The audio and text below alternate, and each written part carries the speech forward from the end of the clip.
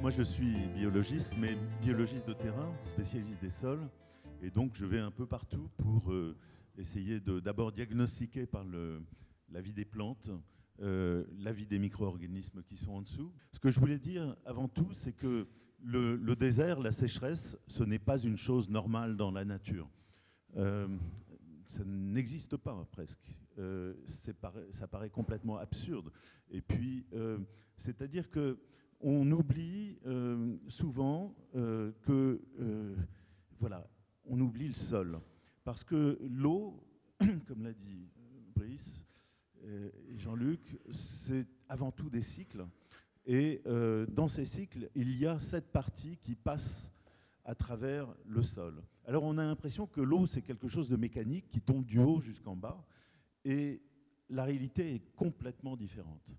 Je vous rappelle que nous sommes de l'eau, hein, et nous sommes vivants, mais l'eau aussi. Et donc, ces liens qui sont la plupart du temps oubliés, et donc comme ils sont oubliés, ils sont coupés. Et ça, c'est l'un des drames absolus, parce que, en fait, ces échanges, ce sont aussi des échanges qui se font entre bactéries dans un monde microscopique, et aussi qui sont liés à plus grande vitesse avec les mycorhizes, avec les champignons qui sont dans le sol. On oublie trop souvent que 90% du vivant est dans ce sol-là. Et que maintenant, on commence à le découvrir à travers nous, parce qu'en fait, on se rend compte que 90% aussi de ce qui nous constitue, la biodiversité qui nous constitue, ce sont des choses que l'on a pris dans le sol. Et finalement, notre rapport avec le sol est fondamental, parce que finalement, quand on est eh bien, dans le placenta de notre mère, on n'a pratiquement rien comme bactéries. On espère en trouver un de ces jours, mais pour l'instant, on n'en trouve pas. Et après, c'est notre relation avec le sol, c'est que tout ce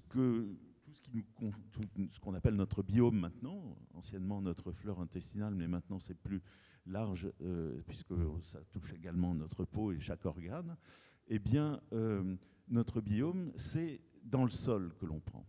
Et comme nous vivons en échangeant de l'eau dans notre corps, le sol aussi, qui sont les mêmes finalement êtres, vit de cette manière-là. Alors, quand on étouffe le sol, hein, l'eau chasse l'air. Et donc, c'est très important, ce cycle, de garder l'équilibre entre l'air, et quand l'eau chasse l'air, le sol se compacte finalement, et le cycle est rompu. Et à travers ce cycle de maltraitance finalement des sols, qui en fait quelque chose qui n'échange plus entre le ciel et la roche-mère, ce cycle fondamental, parce qu'on oublie ce qui se passe sous le sol. Nous, on voit à la surface, on voit de l'eau qui arrive. Bon, voilà. Et c'est aussi toute cette capacité d'absorption de l'eau qui en font la résilience finalement, et empêche les déserts. Mais par exemple, moi je travaille beaucoup au Congo en ce moment, et sur les plateaux batékés, eh bien, il n'y a plus d'arbres et rien ne peut plus pousser, parce que pendant à peu près quelques milliers d'années, l'homme a fait de l'agriculture sur brûlis, et donc a tué toute la vie du sol, qui fait que l'eau, comme il n'y avait plus de vie pour échanger avec, avec la roche-mère, eh bien, l'eau, finalement, qui pleuvait, la pluie, finalement, a retiré tout ce monde-là, avec la terre qui allait avec. Alors, c'est dramatique, voilà, parce que... mais en fait, il faut faire avec. Alors, moi j'ai trouvé un petit système complètement de débrouille, parce qu'aujourd'hui, si vous voulez, si on veut faire de l'agriculture dans ces pays où il n'y a plus de terre, plus rien pour faire de l'agriculture, alors moi on me dit, tu t'occupes de 40 000 hectares et tout ça, c'est bien joli, mais on ne peut même pas, c'est du caillou. Alors j'ai trouvé un petit système de débrouille totale, parce qu'ils coupent les arbres, et donc c'est la même chose, érosion, lessivage des sols et tout ça. Donc plus de vie, plus d'eau, Et alors, bon, moi, ce que j'ai fait, puisque toute la terre est partie dans le fleuve Congo, j'ai fait un petit système de ferme en hydroponie pour aller cultiver finalement au milieu du fleuve, qui à certains endroits fait 25-30 km de large.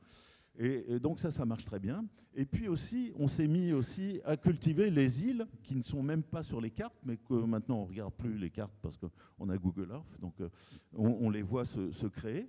Et donc, finalement, on s'adapte un petit peu. Et donc, à partir de là, on fait de la reconquête de sol. Et donc, voilà, c'est une conquête de tous les jours. Mais ce qui est terrible, excusez-moi, je suis un peu décousu, c'est que cette vision, on la voit aussi en France. C'est-à-dire que ce que je vois, ce qui a été formé sur les plateaux batéqués pendant quelques 3000, 4000 ans par de la mauvaise agriculture ou de l'agriculture opportuniste, eh bien, je la vois aussi aujourd'hui dans le parc du Mercantour ou alors dans les Pyrénées, où là, c'est différent. Donc, surpâturage de moutons. Les sols sont complètement... Le mouton, c'est un producteur d'azote énorme, donc c'est des nitrites et tout ça.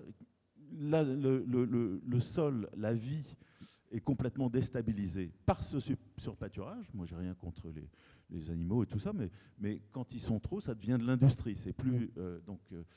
voilà. Et à partir de là, eh bien, les plantes changent, la biodiversité se réduit. Et à partir de là, c'est un cycle qui s'accélère et toute la terre et la matière organique qui était en haut dans les montagnes se retrouvent en Camargue, voilà, dans la mer finalement. Et c'est cette perte. Donc, tout à l'heure, Jean-Luc, tu disais qu'il y a le cycle de l'eau, il y a le cycle du carbone, mais en réalité, tout est lié. Et ce sont des cycles de la vie, je dirais, qu'il faut respecter